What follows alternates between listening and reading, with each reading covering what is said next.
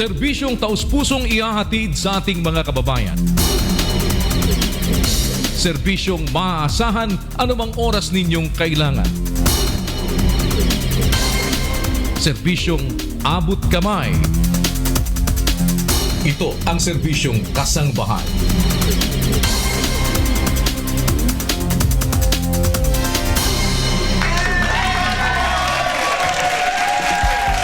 Wala ba kayo mga kamay? Sabi ng kuya yun. Good afternoon, Luzon, Visayas at Mindanao, mga kasambahay sa araw na ito ng Lunes. Dito po sa programang Serbisyong Kasambahay, sa ngalan po ni Kuya, wherever you are, ang aming pagbati na isang magandang hapon po sa inyo. At syempre sa lahat ng mga kasama natin, yan, maulan ngayon, ay yung director natin ngayon, si Miss, Cathy Javier. Yes, palapakan. Ayan. Daniel's Coffee daw po. Imamantakin mo ipin natin yan. Pagkatapos direktor, ang daming ginagampanan yan. Mamamayat na yan. Parang katulad ni Lynn Apinado. Okay, diretso na tayo sa araw na ito ng Lunes, of course. Magandang hapon po. Ngayon ay Lunes, sa 29 ng Agosto. Ngayon din po ay pinagdiriwang natin ng National Heroes Day. At antabay sa'yo, ha? Mamaya yan, ha? Ako po si Annie Rentoy, sa ngalan siyempre po ni Kuya Daniel Rason. At magbibigay serbisyo sa araw na ito. Sabayan tayo napapanood sa UNTV at napapakinggan po sa Radyo La Verdad 1350. Kung kayo po ay may internet connection, pwede rin niyo po kaming mapanood via Facebook Live at via streaming sa untvweb.com. O kaya naman po ay install ang UNTV mobile application. Free po yan sa iOS at Android. Kung kayo naman po ay may tanong, medical man o legal, tumawag lang sa 4426244. Local 157. Memoryahin nyo na po yan, ha? Tayo po ay paglilingkuran ni Attorney Mel Roque. Hi, Attorney Mel. Good afternoon po. Ayan, may palakpakan pa. Attorney Mel, good afternoon. How are you? At syempre, nariyan din si Dr. Sevilla. How are you, Doktora? Magandang hapon po sa inyo. Isang aesthetic specialist and nutritionist. Yan po ang tandem nila. Dalawang kababaihan. Attorney Mel and Attorney Sevilla. Magandang hapon muli. At bukas naman po, kung lulubin ng Diyos, ang magbibigay sa atin ng free medical consultation ay si Dr. Catherina Flor Cruz na isa pong pediatrician. And of course, open from Monday up to Friday po ang UNTV Action Center, 8 a.m. Tandaan niyo po yan, alas 8 ng umaga hanggang alas 5 ng hapon. Pero paalala lang dun sa mga nanunood at nakikinig sa amin, Hero, ibalita mo rin ito at Jong, ha? Rome Travalio at ganon din si Dayan. Yung pong mga kababayan natin, nagtatawag sila ng Saturday and Sunday. Wala po kami dito po, ha? Wala pag-araw ng Linggo at pag-araw ng Sabado. Pero pag Lunes hanggang Biyernes po, pwede kayong tumawag. Ulitin po namin yung oras, 8 o'clock hanggang 5 o'clock ng hapon. Pwede rin pong tumawag. Ito po yung mga telephone numbers namin, 442-6254, 442-6255, 442-6244, local 181. Kung sino hahanapin, ayan, si Dayan Kainya at ganun din po, yun, at si Rome Travalio. Wow! Okay na tayo? Ha? Yung dalawa na yan. Of course, yung ating database handler, si Tin Paglinawan. Kasama natin yan. Okay, bago tayo umataw sa serbisyo, magbigay muna tayo ng ilang mga paalala. Eto na po yun. Magkakaroon ng road restoration works ang Manila Water dito po sa lugar ng Pasig City simula bukas. Mga taga-Pasig, pakinggan nyo po ito. Dahil dito po nagbabala ang water concessionaire sa mabigat na trapiko na posibleng maranasan po sa ilang lugar sa lungsod. Kabilang po sa mga apektado ng kalsada ay ang Luis Avenue, Jennys Avenue at Eusebio Avenue. Alam nyo yung lugar na yan. Pinapayuhan po ang mga motorista na gumamit ng mga alternatibong ruta Para sa iba pong mga impormasyon, pwede po kayo magtungo sa social media accounts ng Manila Water. Mga taga-Pasig po yan. Okay. Ito namang ating balita pa, isa pang balita. Ito naman, posibleng muling magpatupad ng dagdag presyo sa mga produktong petrolyo ang ilang kumpanya ng langis ngayong linggo. Nako, ito na naman yan. Sa pagtaya po ng oil industry players, 40 hanggang 50 sentimos ang maaaring itaas sa halaga ng kada litro ng gasolina. Nako, magpagasolina ka na, Miss Cathy. Habang 10 hanggang 20 sentimos naman sa bawat litro ng diesel at kerosene. Ito na po ang ikatlong beses na pagpapatupad ng oil price increase ng mga oil companies. Yung mga sasakyan, habol kayo po para makapagpagasolina. Ito naman po, yung mga taga Luzon, yung mga taga Visayas, ito. Makakaranas pa rin po ng patuloy na pagulan ng malaking bahagi ng Luzon. Kasama na rin dyan ang Visayas region na dulot na rin po ng epekto ng umiiral na habagat. Kabilang din po sa mga posibleng makakaranas kayo ng flash floods at landslides dahil sa patuloy na pagulan.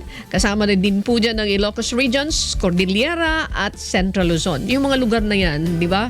Yung mga matataas na lugar, nakakatakot kapag may landslide. Kanya ingat lamang po kayo. Marunong dapat kayo mag-identify. Ano yung risk dun sa paligid ninyo at earliest this time, lipat na po kayo ng inyong mga pwedeng matirahan habang mayroon ganong klaseng panahon. Maulap na papuwirin din po at manakanakang pagulan ang mararanasan sa Metro Manila. Kaya kanina napakalakas ng buhos ng ulan.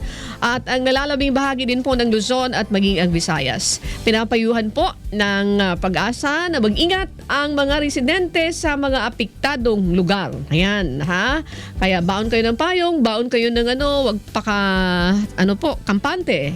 Baka nakakita kayo ng sinag ng araw, ang gagawin nyo, hindi na magdadala ng payong, hindi magdadala ng kapote, yung panahon natin po ay kakaiba. Ito naman po, pinaghahanda na rin ng Bulacan Provincial Disaster Risk Reduction and Management Office. Ito, yung mga residente sa paligid ng Angat River. Dahil sa posibleng pag-apaw, ng Ipo Dam, bunsod ng patuloy na pag-ulan. Batay po sa inilabas ng hydrological dam situation ng Pag-asa, simula alas 6 ng umaga kanina ay umabot na po ito sa 100.95 meters. Yung tubig po na nariyan sa dam. Kapag umabot na po sa mahigit 101 meters ng water level, ay magpapakawala na ng tubig ang dam at posibleng umapaw na ang Angat River. Yan, babala po yan kanina pang umaga. Kabilang po sa mga lugar na maapektuhan ng spilling operation ay ang bayan ng Norsagaray, mga taga Norsagaray, mga taga Angat, mga taga San Rafael, mga taga Bustos, mga taga Baliwag, Bulacan, mga taga Pulilan, mga taga Hagonoy, dyan po sa lugar ng Bulacan. Nakaantabay naman po ang mga rescue teams sa mga residenteng posibleng maapektuhan ng pagpapakawala ng tubig ng Ipo Dam. Yan po ang ilan sa mga balita at paalala sa maghapong ito. Kung mayroon po kayong gustong itanong sa ating guests mamaya, na mula po sa Napolcom, mayroon ako ditong mag-post lamang po kayo sa aming social media accounts, facebook.com /Serbisyong Kasangbahay. O kaya naman po sa aming Twitter, ayan, at UNTV_SK, ayan, yan po ang aming Twitter. At UNTV_SK. Mayroon din pong email doon sa mga nais po mag-email, serbisyongkasangbahay@gmail.com. At para naman po sa inyong medical and legal consultation, tumawag po lang kayo sa ito yung mga numero na pwede niyong tawagan. 442-6244, local 157. Magbibigay po ng libreng serbisyo si Attorney Mel Roque at si Dr. Sevilla, isa pong aesthetic specialist and nutritionist. Yan lamang po kayo. Magbabalik ang Serbisyong Kasangbahay.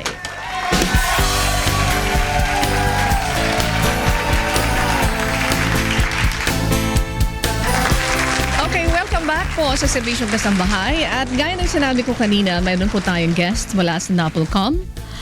Ang National Police Commission o NAPOLCOM ay tinatagpo alinsunod dito sa 1987 Constitution at Major Police Reform Laws, Republic Act numbers 6975 and 8551 upang pangasiwaan at kontrolin ang Philippine National Police. Bukod dito ay authorized din ang NAPOLCOM sa pagbibigay ng entrance examinations, free charge investigation sa mga pulis na sangkot sa anomalya at summary dismissal sa police officers na nakakalabag po sa mga panuntunan. Ngayong hapon ay kasama natin si Attorney Jerome Asuga, ang OIC po ng Office of the Assistant Service Chief Crime Prevention and Coordination Service ng NAPOLCOM upang bigyan tayo ng dagdag kaalaman sa functions ng ahensya at mga kasalukuyang programa. Yan. Magandang hapon, Attorney Asuga.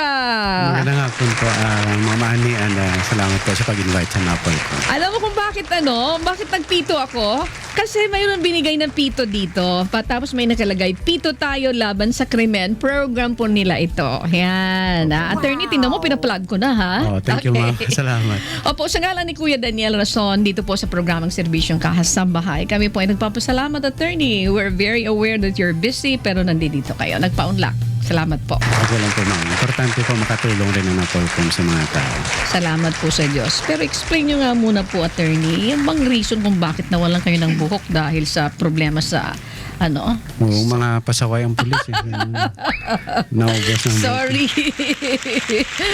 Ayan. Attorney, dun sa mga nakikinig para makarami tayo.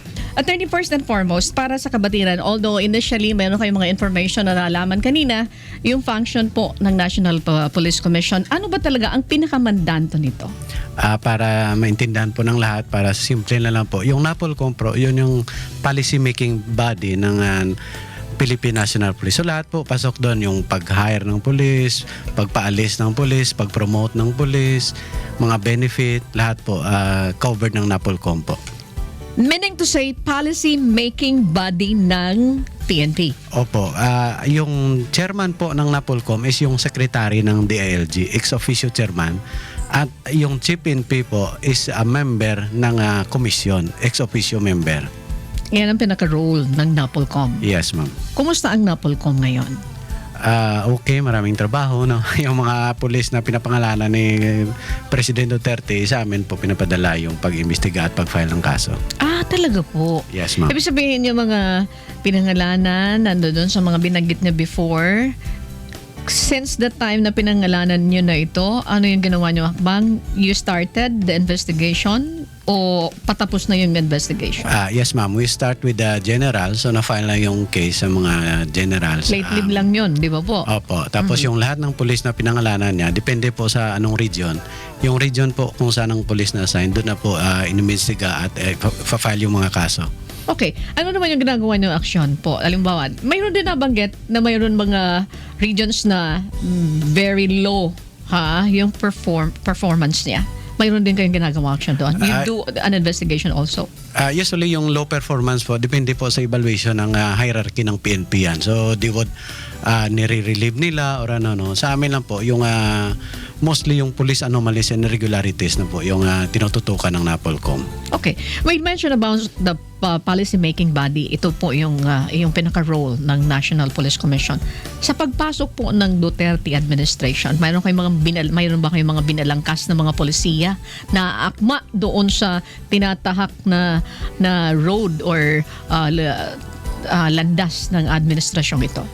Ang pinaka-impact po ng ginawa ni President Duterte is yung pinabilis po yung mga kaso ng mga pulis. At the same time, technically dumami po yung kaso ng mga pulis dahil doon. Talaga po? Ibig sabihin, bumilis yung pag-iimbestiga? Bumilis yung pagdedesisyon doon sa mga nakapending na cases? Opo, kung narinig niyo po sabi nung ni Vice Chairman Kasuraw, yung kahit sa mga general po, binigyan niya na ng time na usually noon hindi maabot kasi pinofocus yung marami mga details, no? Pero kasi may order si President Duterte na pabilisan yung mga kaso, nagdo-double time po na POLCOM para mapabilis yung mga kaso na yan. Ito po ay napaka-timely. Ano po, bago natin mag-entertain na ilang mga katanungan, mga kasambahay, feel free to ask questions doon sa mga binigay namin mga phone lines. Di ba last time po mayroon isang police na involved doon sa isang pagpatay and then tumalon siya or what? Intentional yung kanyang pagtalon o ano po? Somebody pushed him para mahulog siya doon. Controversial yun. Parang dinagdagan na. Ano po? I'm just kidding. Doon sa panghuli kong sinabi po. Okay. News lang po narinig ko rin eh. Pero yun nga, parang na-confirm na tumalon daw sa third floor ng isang building doon sa Krame. But mayroon na po kayong investigation tungkol doon? Wala pa. Siguro like hapon lang siguro nangyari. I know, tinitake note ng office na yan. Ang specific office kasi ng NAPOLCOM yun yung Investigation, Inspection and Monitoring Service. Sila po yung nag-take ng mga any news regarding police. Okay. Sir, ito, hindi ko palalampasin ito because kung hindi ko nagkakamali, mayroon itong National Police Commission, nagsa-celebrate kayo ng National Crime Prevention Week. Tell us about this. Ano po itong, bakit tayo nagsa-celebrate? Yes, How many po. years nyo na itong celebrate and what is the objective of this? Nag-start po ito yung 1994 no, nagawa ng executive order ni President Ramos na bigyan tutok yung crime prevention. Ang focus po nito is talaga sa mga tao. No? So ang NAPOLCOM, part ng function ng NAPOLCOM is bigay kaalam sa mga tao kung paano po nila ma-prevent yung crime kahit sa sarili nila. One concrete example po, yung PITO. No, para isa nagawang program ng NAPOLCOM, we want to make sure na effective yung program namin at saka concrete siya. So meaning to say, kayo po ang nag-introduce nitong PITO sa PNP? Hindi, meron na po. Kaya medyo kuhan nga eh. Kasi noon, na-remember nyo yung uniform ng police, may tinatawag lanyard na may pito. Correct. Pero parang nawala na yun Oo nga, sa hindi mga namin sumunod alam. na araw. Hindi Sumunod namin na alam kung panahon. bakit. Pero kami, we promote that, especially sa mga ordinaryong tao, na you can prevent crime by, pag may pito ka, ma-prevent mo ang crime sa sarili mo. Okay, pag tinan mo nga naman, kanina nga, kulob kami dito, sir, wala silang kamalay-malay, gumanon ako. Alam mo, parang sabi niya, laglag yung ano namin. Yung mata namin na parang pumipikit na kasi matagal-tagal pa tayo nag-start. Ganun talaga yung effect niya, ma'am. Especially pag sa community, whether you are a victim, nandun ka lang, may nakita kang krimen, pag hinipan mo ang pito, ma-call attention yung mga tao, ma-identify natin yung sinong gumawa ng krimen. Okay, and I understand also po, mayroon ka mga naka-line up na mga activities and projects for this year's celebration. Pero bago yan, ano pa yung pinaka-theme ng celebration for this year? Ito po, yung hawak kamay tungo sa kapayapaan at kaunlaran. Ibig sabihin po, tayo lahat ng gobyerno, tao, at lahat ng mamayan po, at tulong-tulong kasi yung crime prevention po, hindi siya katulad kadali ng crime solution na ma-identify mo ang criminal. Crime prevention is really community-based. Kaya pag active po ang community, we could say na pwede natin ma-prevent kahit na occurrence ng crime na hindi siya ma-occur pag active po yung community. That's correct. Tama po yan. And then, apart from that, sir, mayroon din kayong mga iba pang may mga programs and activities na naka-line up? Yes po, pero i-highlight ko lang po yung pinaka-highlight po ang activity, yung kick-off ceremony po natin sa Liwasang Aurora po. Sa September 1 na po yun. Uy, malapit na. So magbibilang ka lang ng ilang araw ngayon. September 1, ayan, kick-off. This is the kick-off ceremony para whole nation po ito na lahat po sa buong Pilipinas sineselebrate po to. This is a kick-off of the 1 week celebration na hina-highlight po lahat ng mga taga NAPOLCOM po lumalabas, nagbibigay ng mga material, ni-remind ang mga tao na kailangan natin maging aware, kailangan natin maging active para hindi tayo maging biktima ng krimen. So meaning this is nationwide? Yes, ma'am. Okay, what else, sir? Other than that, may finocus ngayon yung PNP at saka yung DepEd, especially sa mga students, no. So yun ang focus natin na hindi sila maging biktima ng krimen, magsiset ng mga schedules sa mga schools para maka-orient, no, mga tips paano ka maging hindi biktima ng krimen. So ibig sabihin, itong DepEd kasama din po dito sa programa. Yes, ma'am. Integral part po ng technical working group natin, yung Department of Education. So let's say for example, gustong ma-orient itong mga batang ito para ma-avoid yung krimen, makaiwas sa krimen, they can invite people from the National Police Commission? Yes, ma'am. Part ng program po, nag-determine na po yung DepEd arang 26 schools within this week, this National Crime Prevention Week. punta po yan ng mga, hindi lang po PNP, yung mga partner natin ng mga agencies, magtulong-tulong po sa NAPOLCOM para ma-orient po natin yung mga bata na para hindi sila maging biktima ng crime. Okay, napaka-active ngayon ng National Police Commission. Ano po? Ha? Okay, parang may mandate kaya President Duterte. Opo. Okay. Mayroon tayong pumasok na tanong dito, sir. With your permission, sa inyo din po ba inilalapit kung nagkaroon ng kaso ang mga general o may matataas na ranggo sa hanay ng mga pulis? Ano mga kaso po ang karaniwang na isasampa sa kanila? That's the first question. Ano po ang inyong ginagawa sa kanila? Ayan. Yes po. At least, siguro alam na po rin po ng lahat na yung kaso ng 5 general sa NAPOLCOM po yan. No? So any cases against sa police officer sa NAPOLCOM po, sinasampa niyan. Tapos inimbestigaran po niyan, pinafile yung kaso. Tapos NAPOLCOM rin po ang nag-hear ng kaso at nagde-decide po. Yung commission natin, sila po yung nagde-decide whether i-dismiss ang police, i-demote, or i-suspend, or talagang walang basihan ng kaso. Mayroon bang tapang na baon ang mga taga NAPOLCOM? You have to remember yung ating imagine if you're investigating a general, di ba? Hindi naman sinasabi natin na gano'n ang gagawin nila, pero mamantakin mo, if you're receiving the threats, hindi ka kaya matakot, matigatig, or what? Anong ginagawa ng mga taga National Police Commission if ever mayroon mga ganong pagbabanta po? Normal po yun kasi trabaho po yun ng NAPOLCOM. Kaya nandyan po yung tapang, nandyan po yung desire ng NAPOLCOM na magserbisyo sa community through doing our mandate. Kasi mandate po yan ng law. Kaya ginagawa namin po. Mayroon kayong mga yung mga those who are involved in the investigation, mayroon din ba kayong baon ng mga bodyguards to protect those people na nag-imbestiga? Wala naman. Usually yung mga NAPOLCOM employees, may mga investigator tayo. Walang guard. Sila na. May mga issued firearm din yung iba. At saka mayroon ding training on how to protect yourself. So, sabi talaga nalalagay din sa alanganin yung mga taga NAPOLCOM na nag-iimbestiga nito, di ba? For sure. Binabantayan din yan. Sino nag-iimbestiga sa akin dito? Kaninong kaso nakasalalay itong aking itong kaso? Baka kung anong mangyari. Pero sir, kaya na itatanong ko ito because before, di ba may mga cases din na iniimbestigahan yung National Police Commission? Yes, marami po. Maraming mga cases. Yes po. Pero I'm sorry correct me if I'm wrong. Baka mali lang po yung mga naalala ko. Hindi tama yung aking pagkakaalala. Mayroon bang mataas na opisyal na guilty ka? O dun lang sa level ng medyo mababa? Meron po, kahit kasi doon po sa central office, yung office po namin crime prevention. Pero kahit nasa region pa po ako, hanggang senior superintendent or colonel po, yung mga level ng kaso na hinawak namin. But no dito, general so far? Dito alam ko sa central office meron marami. Kahit na noon pa. So it's good news. Kapag gano'n, ha?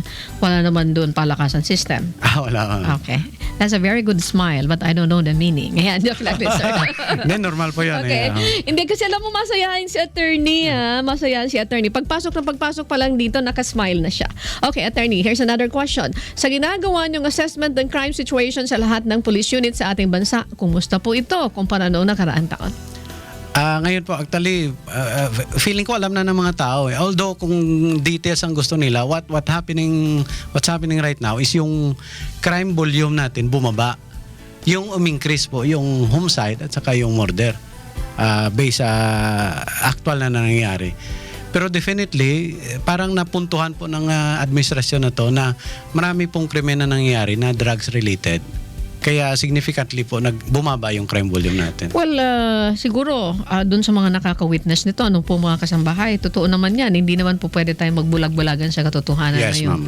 Kaya minsan yung taxi driver nagsasabi, nako, alam mo, dati-rati nahuhold up kami. Pero yung pagpasok ni President Duterte, hindi na nga kami nahuhold up. Yes, ma'am. Na-highlight po. Ganyan.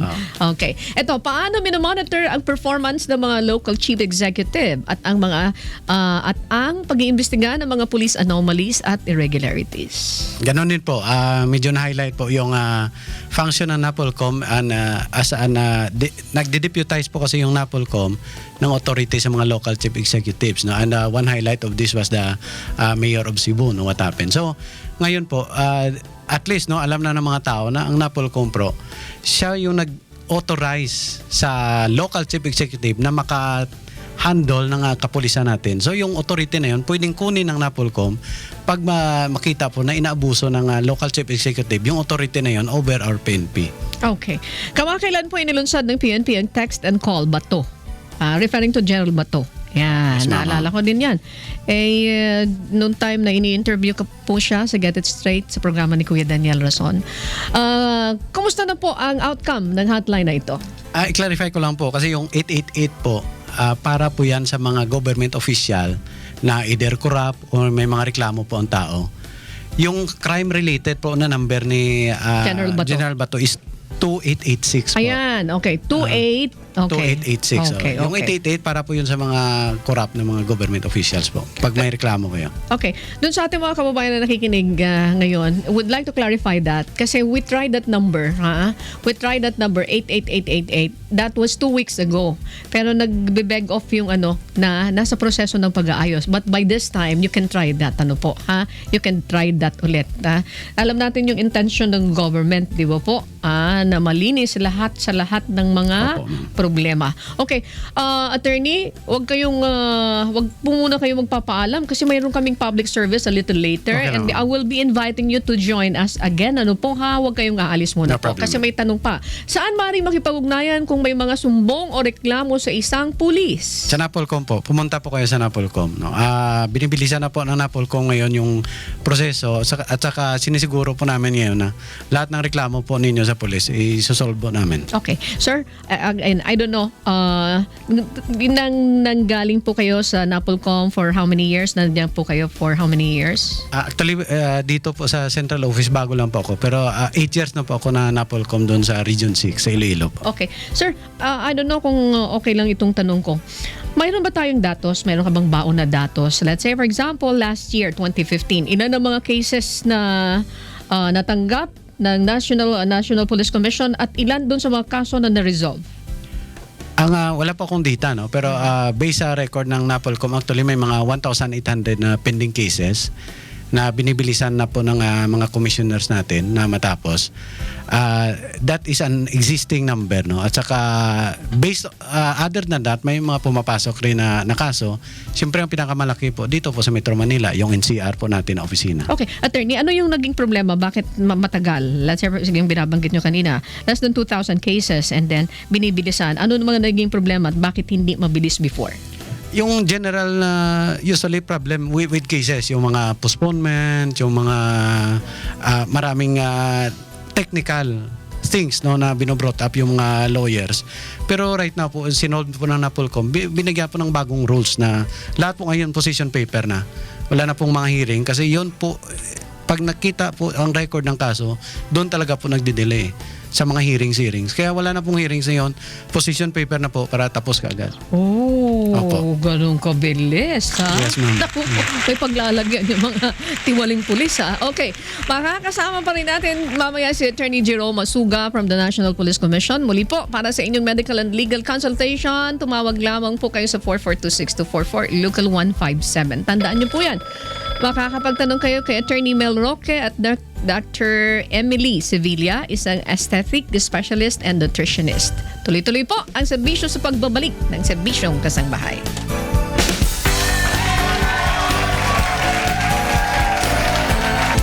Okay, welcome back po sa serbisyong Kasangbahay. Yan, may mga kamay sila, ha? Okay. At gaya po ng sinabi ko kanina, kasama pa rin natin si Attorney Jerome Masuga from the National Police Commission. Nagpapasalamat tayo, Attorney Suga still here. Meron tayong kasama dito po na mayroon irereklamong pulis. Kung maaari po sana ay masagot po ang mga tanong nila. Umpisahan po natin ito sa Service on the Dot. Okay, this is a live interview. Bibigyan natin ng pangalang A at saka B. Ayan. Si A, ito po yung babae. Magandang hapon.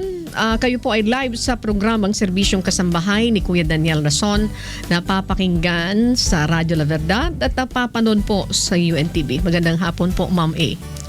Good afternoon po. Good afternoon po, Attorney. Okay. Attorney? Good afternoon. Ayan. Parang mahina yung ni Attorney. Yes. Good afternoon. Yes, thank you very much, Attorney. Okay.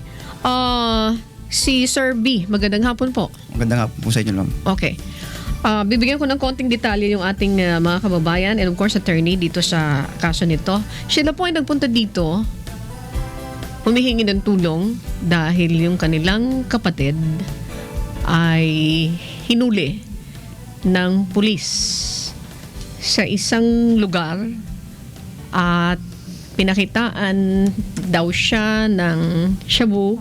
Tinanong kung ano itong hawak niya.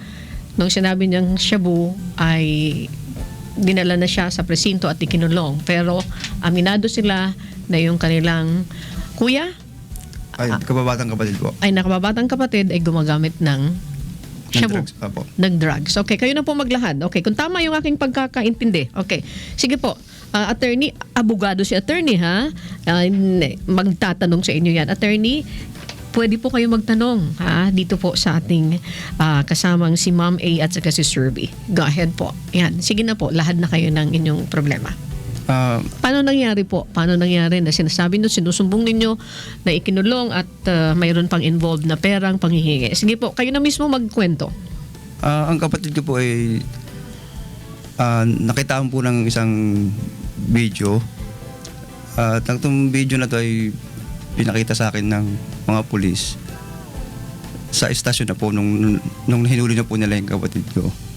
Yun po ang naging basehan nila para hulihin po yung kapatid ko. Pero bago po nila hinuli yun, gumamit po sila ng isang asset na kakilala po ng kapatid ko.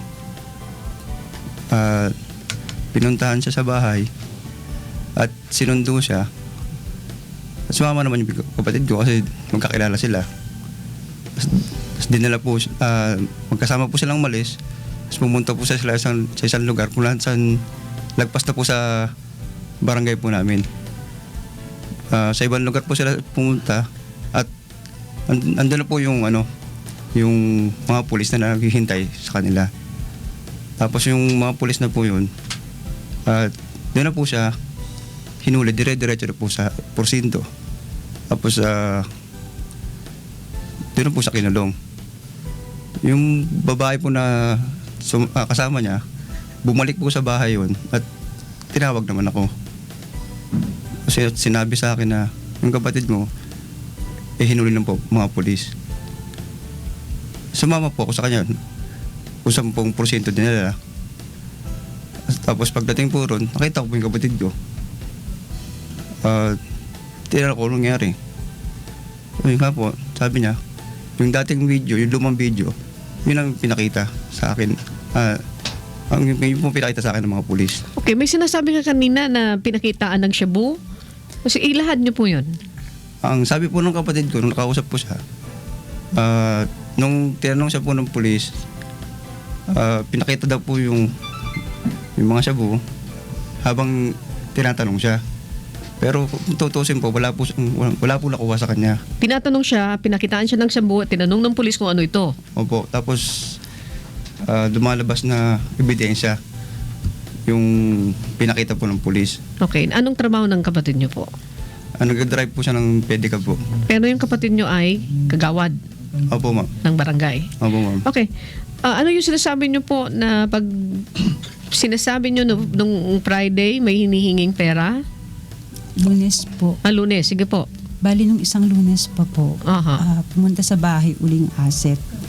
Humihingi ng 100K para hindi kasuhan. Sige po, ano pa po? Sabi niyo hindi naman binaba ng magkano? 20K. Pero before po nun, tinanong pa ko kung anong trabaho namin. So bakit kailangan tanong yung trabaho namin? Tapos pinresyohan kami ng ganun. Tapos bumalik, hinintay talaga hanggang madaling araw para makapag-produce kami ng pera. Napakalaking halaga po ng ganun. Pero tatapatin ko po kayo, gaano kalawak ang involvement ng kapatid niyo dun sa droga? Tapatan po tayo dito. Ang alam ko po, base na sabi ng kapatid ko lang din po, user lang po. User. Opo. Sinong kasama na niyan gumagamit ng shabu? Sige po, wag na Sa kayong matakot. pagkakaalam ko po, mga kaibigan din po niya. Sino pa po? Yung kaibigan.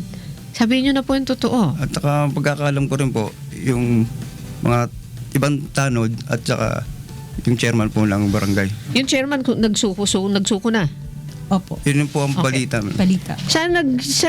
Anong tawag doon? Yung sisinghot ng shabu yung kapatid mo? Sa bahay po ng chairman. Sa bahay ng chairman. Okay. So, ang nirereklamo nyo dito ay, sige po, salaysay ninyo. Anong inireklamo nyo? Ang nirereklamo po namin ay yung paraan po ng pulis Ng panguhuli. panguhuli at saka yung paghihingi po nila ng pera.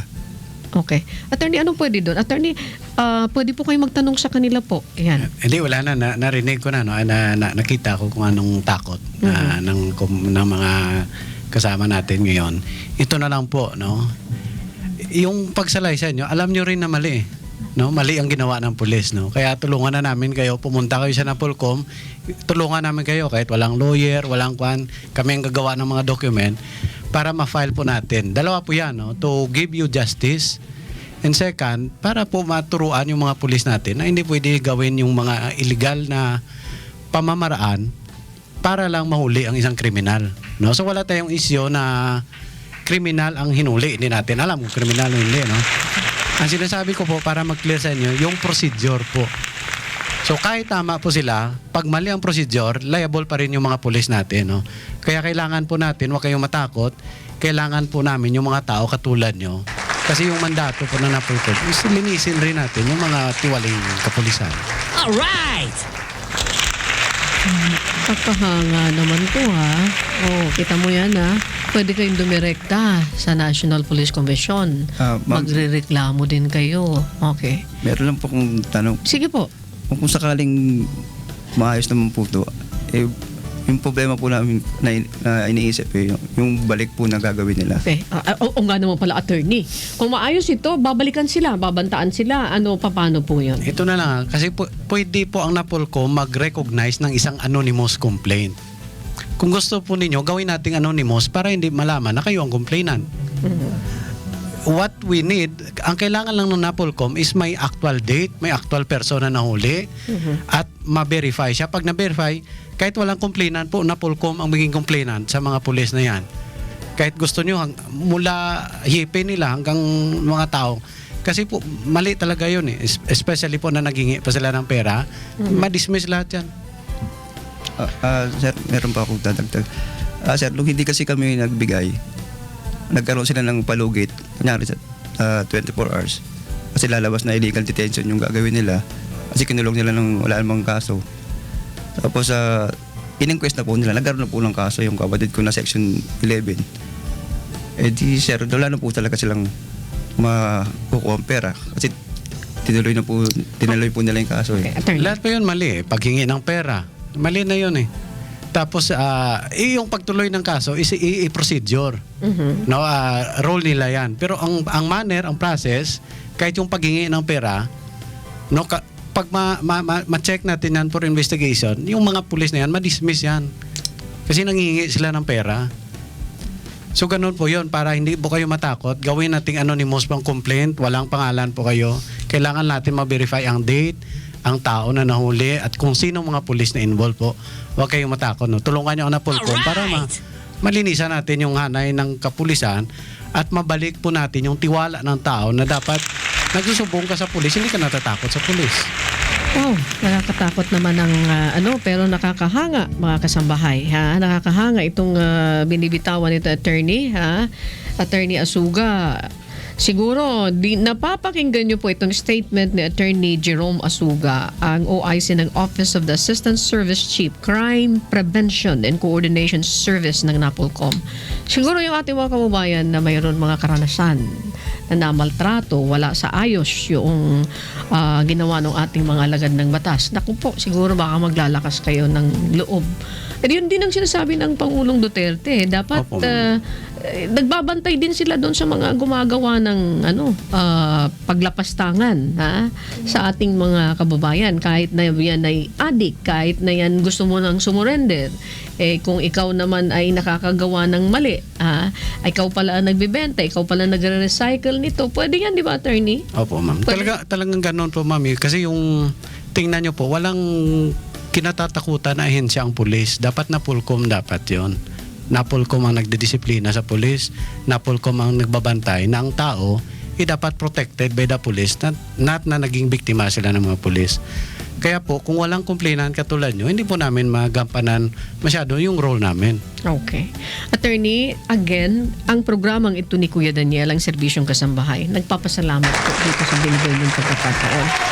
Kayo po ay i-endorse ko kay Attorney Asuga. Attorney, bahala na po kayo sa kanya. Yes, ma'am. Tulungan niyo po sana sila na makaalpas sa ganitong klaseng, imagine, pati pala yung barangay chairman, salamat na lang at sumuko na rin. Pag hindi sa sumuko, aywan ko lang. Oo. Mamantakin mo yan. Di ba po? Doon mismo, doon sa barangay niya, nagpapat session Sa bahay po. sa bahay niya. Lagi talaga naman po, ha? Grabe. Tapos sa bahay din po sila namin, ng nanay ko bali, nang hihingi yung asset. Okay. Bukod po dun sa mismong police station. Okay. From viewer, Attorney Azuga, may bayad po ba na kung magko-complain sa NAPOLCOM? Wala pong bayad at saka huwag kayong matakot. Kahit walang lawyer po, tutulungan namin kayo. Kahit wala kayong alam, kaming gagawa ng affidavit kung gusto niyo. Thank you very much. Yun ang problema. Naku, Attorney, napakaganda ng hapong ito, ha? Okay. Salamat po tayo kay Attorney Asuga, ha? Salamat po, sir. Salamat. Hindi po sa akin yan, NAPOLCOM po yan, NAPOLCOM. Hindi po sa akin. Okay. Alam mo kung bakit? Hindi namin sinasadya na pagtapatin kayo dito sa programang ito ni Kuya Daniel. Hindi namin sinasadya na ngayong araw na ito kayo darating.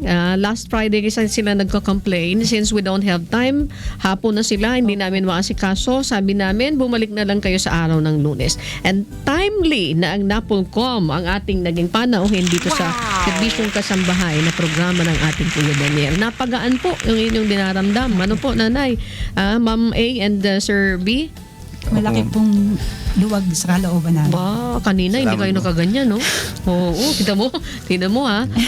Kanina, May problema kami sa family namin bakit po? Kasi lahat nandun sa side na yun eh. Ako lang nga nakahiwalay. So syempre, nag-aalala ko sa mangyayari. At saka po kami, inisip din po namin yung bail na hihingiin nila eh. Dati daw si ma'am nagtatrabaho sa pier. Maganda-ganda naman yung sahod niya. Baka daw umaasa yung asset na marami silang makukolekta. Tapos dati yon na nagtatrabaho ka sa pier. Pero naman ngayon ay nasa call center ka lang, nasa IT. Baka naman sila umaasa na makakapag-produce kayo ng 100,000, ma'am. Wala po. Wala Malabo pa, talaga yun. Opo. Attorney, sa lahat ng ma'am, thank you very much. Pero attorney, hindi pa tayo tapos. Mayroon pa tayong ilang may mga katanungan tayo, attorney. Pero alam mo po, sa pagkakataong ito, kukunan ko po kayo ng mensahe, partikularmente, mayroon kayong gagawing celebration. Isama na niyo po doon at sa panawagan sa ating mga kababayan na nakikinig dito po sa programang ito ni Kuya Daniel, Serbisyong Kasambahay. Go ahead. Una-una po, nagpapasalamat po ang NAPOLCOM na naimbita nyo kami rito. At second po, inimita po namin ng lahat. National Crime Prevention Week po, magsama-sama tayo at gawin natin po na hindi tayo maging biktima ng krimen. Ang NAPOLCOM po gumagawa ng kahit kaunting bagay lang po na mapa-aware sa mga tao na tayo po may kakayahan na i-prevent po ng crime kahit sa sarili lang po natin. Salamat po. Okay, mga kasambahay, si Attorney Jerome L. Asuga, ang OIC, Office of the Assistant Service Chief, Crime Prevention and Coordination Service ng National Police Commission. Pito, tayo, laban sa krimen. Attorney, again, good afternoon. Thank you. Maraming salamat. Salamat po. Maraming salamat sa inyo, ha? Salamat din po, sir. Sige po, sana nakatulong po ang Malaki po. naging daan ang programang ito ni Kuya Daniel para naman po sa problema ninyo, Nanay. Thank you very much. Salamat po, sir. Ngayon naman po ay babalitaan namin kayo tungkol sa proyekto ng Rotary Club para sa mga senior citizens, Rotary in Action.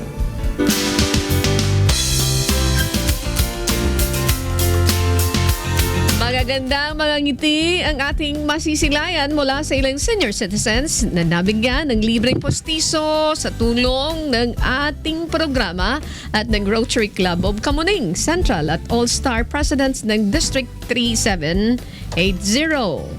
Isa na rito si Aling Sinaida na isang street sweeper ng MMDA na nagpapasalamat dahil sa libreng postiso na naipagkalob sa kanya. Masaya ang magandang magkaroon ng katulad ng ngipin na ganito na maganda ang pagkagawa. Nakakanguya ka ng mabuti, tsaka nakakangiti ka ng maganda. Nung wala pa akong maayos na ngipin, nahihirapan akong ngumuya. Nakakain ko yung pagkain ng buo. Siguro ngayon, na nakabitan na ako ng magandang ngipin, ay mangunguya ko na yung pagkain na mahusay. Tsaka makakapagsalita na ako ng maganda, makakangiti na maayos.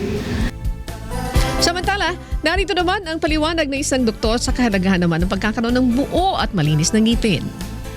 Ang kahalaga nito, mag-boost ang confidence natin, makakapag-usap tayo sa mga tao na hindi nahihiya, tapos yung sa pagkain natin, mangunguya natin mabuti at madadigest ng maayos para maging mas malusog ang ating katawan. Usually kasi pagka hindi maayos ang ngipin, may mga sira, so yung mga bacteria na sasama sa sa digestive system natin, minsan na pa sa puso natin, lalo na yung may mga periodontal disease, no? Nakaka-apekto sa puso din natin yun. Pwede tayo magkaroon ng sakit sa puso. Subukan mo nga na wala kang ngipin, di ba? Hindi komportable po. At pangalawa, mayroon pong epekto doon sa inyo pong mga puso. Marami pa pong serbisyo ang ating ipaglilingkod sa pagbabalik ng serbisyong kasangbahay.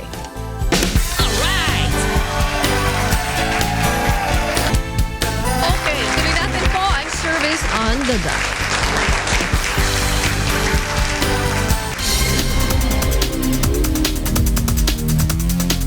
Okay, narito po si Noel Alforte. Noel, isang magandang hapon sa iyo mula dito sa programang Serbisyong Kasangbahay sa ngalan ni Kuya Daniel. Magandang hapon sa iyo, Noel. Magandang hapon mo rin po, ma'am. Okay. Si Noel, mga kasambahay, ay kung makikita nyo po, ano ba tayo? Left, right. Right po, ma'am. Right. Right side po ng kanyang ulo. Ayan. Pinofocus po ito little by little ni Direk Cathy. Ayan. Direk Cathy. Ayan. Tingnan nyo. Direct tingnan nyo yung ulo niya. Yung ulo niya, ang lalim ng uka. Ayan. Wala siyang wala siyang skull. Tinubuan na ng buhok because of motor accident. Ayan. Pwede bang tumabingi ka? Tumabingi ng konti. Okay Sige po, pa. ma'am, okay po. Ayan. Sa kabila, gumanon ka. Sundin mo yung natin, yung director, kasi hindi naman, sige, tumingin ka sa akin. Ayun. And then, konting harap daw. Ayan. Okay na po. Ayan. Tingnan mo yung kalalim ng niya, parang mayroon kang balon. Ano po, ma'am? Ano nangyari dyan sa mo? Aksidente po, ma'am, sa motor po. Wala pang skull. Ano nangyari dyan? Inopera? Opo, inopera po. Tinanggalan po ng skull. Motor accident. Opo. Ano nangyari? Ma'am, kung maniniwala po kayo sa akin, hindi ko po alam yung nangyari sa akin eh. Mamamatay po ako, hindi ko alam yung dahilan. Nagising na lang po ako na nasa ospital po ako, nagulat na lang din po ako eh. Yung kwento po ng mga kamag-anak ko na aksidente nga raw po ako sa motor. Pinaniwalaan ko na rin po. Pasalamat po kasi sa Diyos, buhay po ako.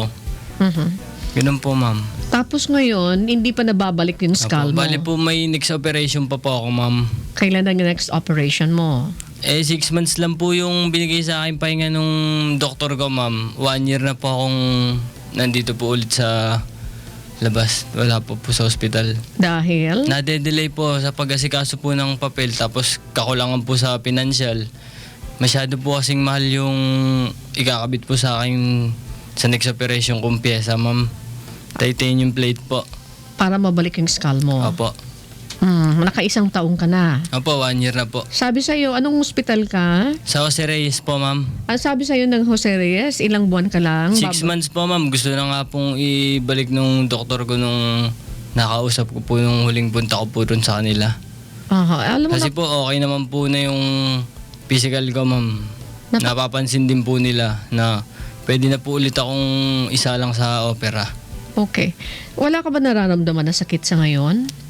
Sa ngayon po ma'am wala, pero dumarating po yung oras na minsan po sumasakit pa yung ulo ko, sentido po ma'am. Paano pag-opera niya? Nakita Hindi po ma'am eh. Ibig sabihin, paano? Hanggang saan ang operasyon? Dito pa ma'am. Aha. Tsaka po ang paikot siya, yung biyak niya hanggang dito po. Ang laki-laki pala ng operation nito. Ha? Nagising na lang po ako, puro bakal po yung ulo ko ma'am eh. Pero alam mo, salamat sa Diyos. Oo nga po Yung eh. mga doktor na nag-opera dito, ha? Hindi man namin kayo kilala, pinapasalamatan namin. Opo ma'am. Ayan, oo. Gagaling po sila ma'am. Jose Reyes Hospital. Opo, mahusay po. So, ang kailangan mo yung ikakabit yan. Opo ma'am. Okay, magkano daw po yun? Yung offer po sa kausap po nung 60 to 75,000 po eh. Mhm. Bali po, siyempre ginawan po rin namin ng parang kinausap namin kung mapapababa. Depende raw po yun sa magagamit na titanium plate, Okay. ma'am. So, alam mo, kapos tayo sa oras, pero nagpapasalamat tayo sa Diyos, kasambahay. Bukas ng hapon, bumalik ka dito at kunin mo yung guarantee letter mula kay Congresswoman BH. Kunin mo Maraming yung salamat guarantee po. letter para maibalik na yung skull mo. Ha? Po, ma'am. Congresswoman Bernadette Herrera. Kunin niyo po dito. Bumalik po kayo dito bukas. Ha? Maraming salamat po, Congresswoman Bernadette Herrera. D. D. Yan. Salamat sa Diyos. Partner po Salamat sa yan Diyos po. ng programang ito ni Kuya Daniel. Maraming salamat rin po sa programa niya, ma'am. Kuya Daniel po. Kuya Daniel po. Maraming salamat po. Salamat sa Diyos kasi nabuhay Oo ka nga po, pa. ma'am. Salamat sa Diyos. Yan ba yung pinoproblema mo? Opo, ma'am. Palamang tinutukso ka niyan, ano? Wala naman po, ma'am. Kasi po lagi rin po ako nasa bahay. Todo ingat rin po ako, ma'am. Mhm. Bawal po magbuhat mabigat, bawal mauntog. Inaalala ko lang po yung anak ko, ma'am. Gusto ko na po kasi Ilang taon na anak niyo po? 4 years old pa lang po eh. Mag-aaral na po kasi. Ayun. Gusto ko po suportahan na makapagtrabaho po ako ng maayos. Mhm. Salamat. At Naawa saka, po ako sa bata. at kasama mo rin ang lola mo. Ilang taon na yung lola mo? Ha? Hindi po alam. Tiya ko po. Tiyahin mo. Tiyahin ko po. Ayan, matanda na rin. Nag-aalaga sa'yo, ano? Tiya Irene. Oo, salamat sa Diyos. Andiyan yung tita niya, matanda na. Sige, salamat sa Diyos, ha? Maraming salamat din po pala dun sa tiyahin ko. Sinama po ako rito sa programa niya, ma'am. Programa ito ni Kuya Ni Daniel. Kuya Daniel. Salamat sa Maraming Diyos. salamat po, Kuya Daniel. Salamat sa Diyos. Ayan, salamat po at naging instrumento ang programang ito ni Kuya Daniel para naman ikaw ay mabigyan ng tulong, ha? Sa pamamagitan po naman ng ating partner na si Congresswoman Bernadette. Good afternoon, Congresswoman. Magandang hapon po sa iyo. Samantala, dumako naman tayo sa isang bahagi ng ating programa na nagbibigay pa rin po ng mahalagang kaalaman para sa mga matatanda at matatanda. Ito po ang Senior Moment.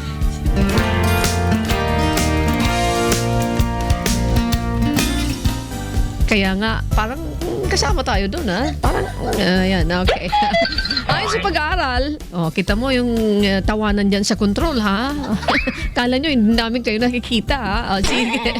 Ayon sa pag-aaral, mayroon 47 million po na mga tao sa buong mundo ang nakakaranas ng sakit na Alzheimer's. Isang sakit na karaniwang tumatama sa mga senior citizens. Sa katunayan, 8 sa bawat 10 Pilipino na may edad 65 pataas ang mayroon nito. Ito na. Alamin natin yan sa isang neurologist surgeon na si Dr. Ramon D. Ragso. Ang mga dapat nating malaman tungkol po sa Alzheimer's disease.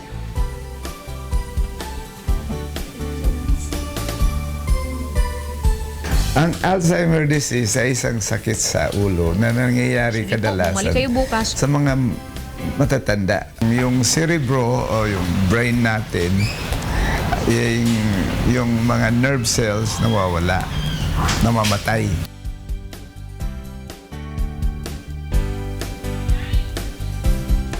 Ang early stage, usually, mahirap makita yan eh. Ang unang simptomas yun, magagalitin sila. Tsaka makalimutin. Nakakalimot sila. Hindi na nila marunong umuwi sa bahay kuminsan.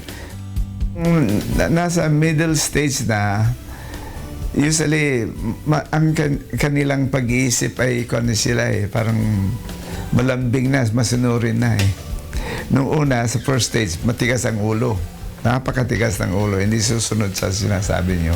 Pag middle stage na, mas malambot na ang pag-iisip nila. Hindi na tigas ang ulo. Third stage kasi ikaw na yung makikita mo hindi na ayaw nang kumain, ayaw nang magsalita, hindi na kapagsalita na. Tapos kausapin mo siya, gano'n lang, tatango-tango. Ayaw nang buksan ng bibig.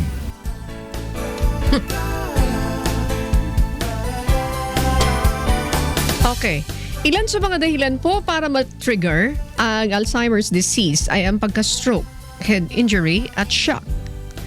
Pero kadalasan ito po ay hereditary o namamana. Kahit ito ay namamana, may mga paraan pa rin po upang maiwasan ang sakit na ito sa pamamagitan ng mga tips na ibibigay ni Dr. D. Ragso. Ang mga activities, maganda yung mag-exercise. Tapos magbasa sila ng mga libro. Magbasa ng libro, sudoku, crossword puzzle. Ang pinakamaganda yung swimming eh. So kaya kung mahirap ang swimming kasi walang swimming pool, maglalakad ng yung fast walking isang araw sa kapaglalakad mga 2 kilometro. Maabutin yung mga 30 minutes. Gagawin yun kailangan at least 4 times a day. Kasi okay rin yun ang pag-exercise mo, nakakapakuan din sa ulo yun eh. Okay, sinulat ko ng gusto para hindi ko makalimutan, ha? 30 minutes na paglalakad, 2 kilometro, Sir Jerry. Yan. Okay, para at least mabisa yan. Oh, okay, yan. Okay, mayroon pa rin po tayong isang public service dito sa Service on the Dot. Okay, narito po si Iris Cheeseman mula sa Porac, Pampanga. Siya po ay malalawagan para sa kanyang nawawalang anak. Magandang hapon po. Magandang hapon din po sa inyo. Opo, live kayo sa programa ito ni Kuya Daniel. Okay, bakit saan po? Anong nangyari sa anak niyo po? So, babiyahe po sana kami nung kinabukasan na yon. Tinarangkaso po ako tapos unang-una wala na po kami masakyan dahil 10 oras na po ng gabi. Mm-hmm. So, nung ginising po ako ng kaibigan ko na kumain naman po kami. So, yung tong batang to na si Christina Janel, naglaro po siya. Mm-hmm. So, nakarating po siya doon sa may malapit sa 7-Eleven. Mm-hmm. So, ngayon mayroon nakita po namin 2 babae na yon na binuwat po yung bata. Mm-hmm. Kasama po yung lalaki. Naitsuran ko naman po sila na alam ko naman po yung mga mukha nila. So, sinakay po ng tricycle to. Siyempre dahil hindi po ako makatakbo dahil mahina pa po yung pag-inga ko dahil may karamdaman din po kasi ako. Kaya hindi ko po sila naabutan. So, ang ginawa ko, tumakbo po ako sa barangay hall. Mm-hmm. Nang kinabukasan na yon, yung mga barangay tanong naman doon, hindi naman ako ina-assist. Parang binabaliwala ako.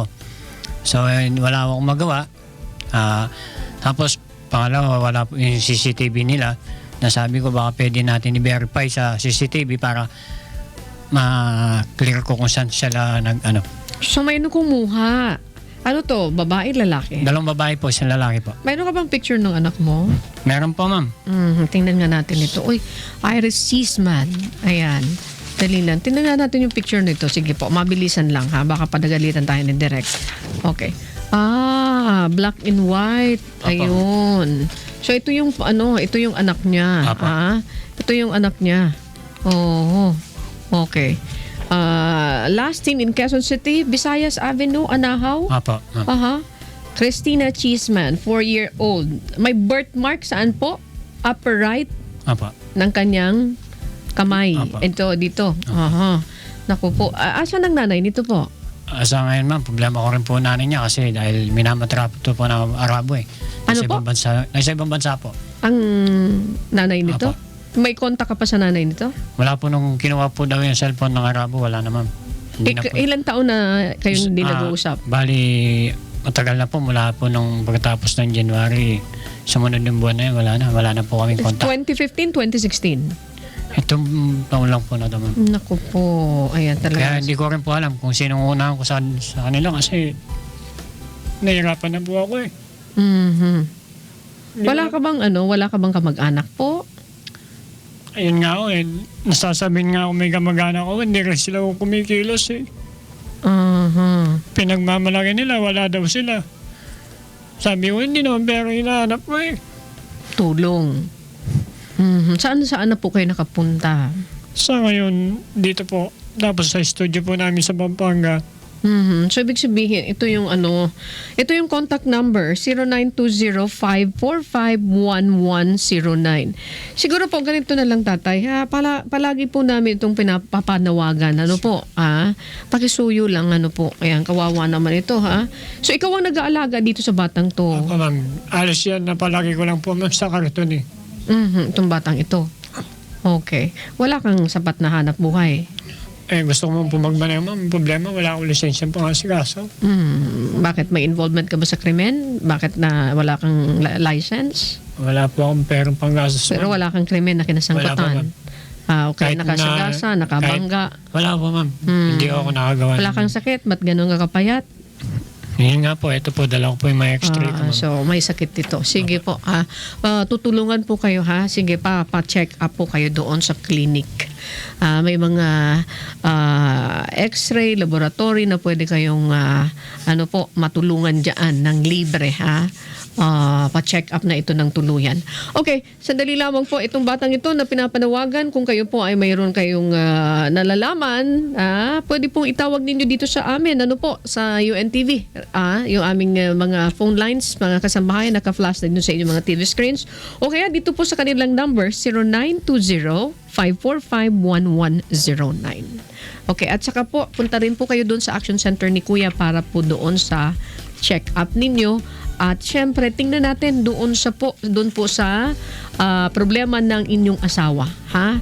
Dahil kakakausap lang ng Kuya kay Secretary na Department of Labor and Employment. Ayan. Si Secretary Belio. Ayan, doon sa mga OFWs natin. Sige po, ipakuha nyo po doon, ipatala nyo doon sa ating Action Center. Hanapin nyo po si Dayan o kaya si Rome Traballo na nagre-ready na para doon sa UNTV Cup. Okay. Nagre-ready na sila lahat para sa UNTV Cup. Mr. Iris, thank you very much. Maraming salamat din po sa inyo. Standby lang po kayo dyan, ha? Salamat po. Okay. Bago po tayo magtapos, magbabalik tanaw muna tayo sa ating mga naging serbisyo publiko sa mga nakalipas na araw.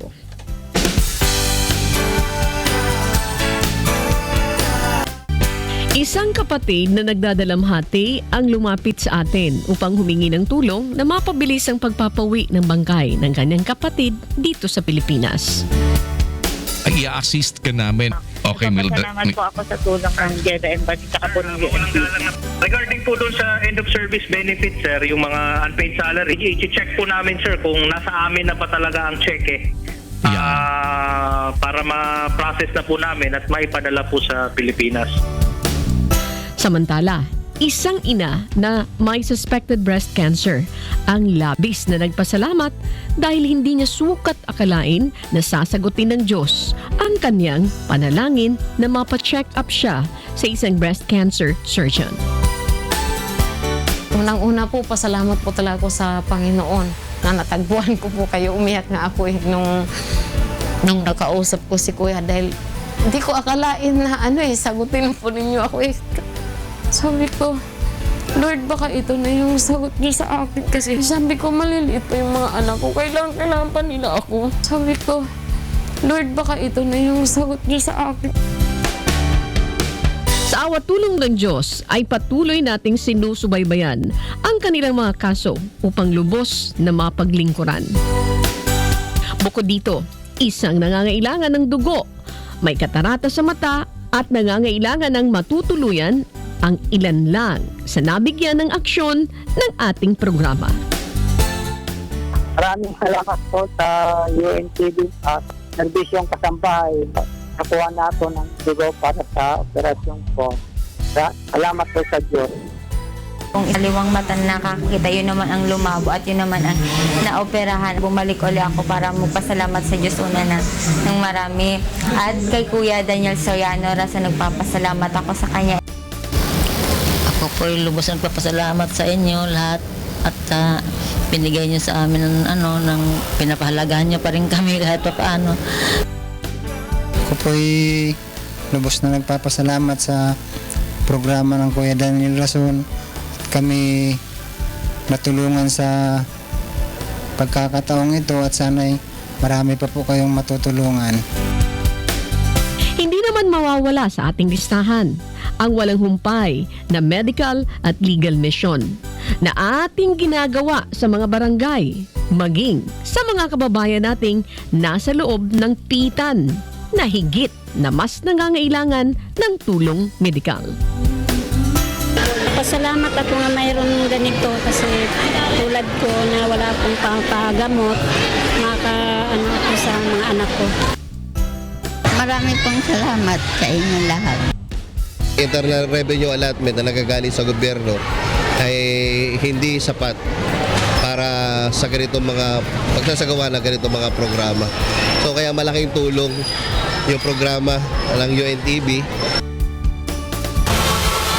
Nagpapasalamat po ako gawa ng kahit paano pinunta kami rito at para malunasan yung aming mga nararamdaman.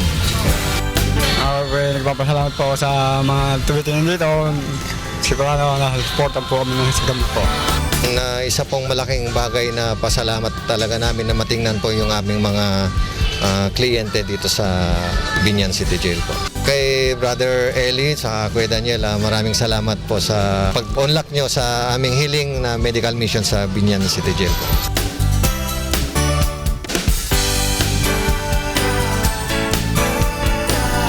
Okay, habol na tayo. Hanggang dito na lamang po ang programa para sa araw na ito. Salamat sa Diyos. Samahan niyo po muli kami bukas kung lulubin ng Diyos 4:30 to 5:45 ng hapon. Gaya po ng laging sinasabi ni Kuya Daniel, nagpapasalamat tayo sa Diyos sa isa na namang araw na tayo po ay nakapaglingkod sa ating kapwa. Nananatili po sa Diyos ang lahat ng karangalan at kapurihan. Kaya, hayaan niyo po kayo'y aming mapaglingkuran. Anuman ang inyong kulay, anuman ang inyong relihiyon, sektor man o kalagayan sa buhay. Dahil iba ang serbisyo kapag ito ay serbisyong kasagbahay. Sa ngalan po ni Kuya Daniel Rason, ako po si Annie. Maraming salamat sa inyo, Jong. Kay, sa lahat na Direct Cathy. Kayong director namin. maraming salamat po. Ang ating EP. At syempre, sa lahat naman nakasama natin, wala na lang bati. Kasi alam mo, getting ready na yung iba dito, mga kasambahay, para dito sa UNTV Cup Season 5. Good luck sa mga mananalo. Yan, we are all excited na diyan, mga kasambahay. We are all excited. Ay, nakita nyo na yung pito ko. Okay, susunod na po ang Ito ang Balita. Magandang hapon po sa inyong lahat. Salamat sa Diyos.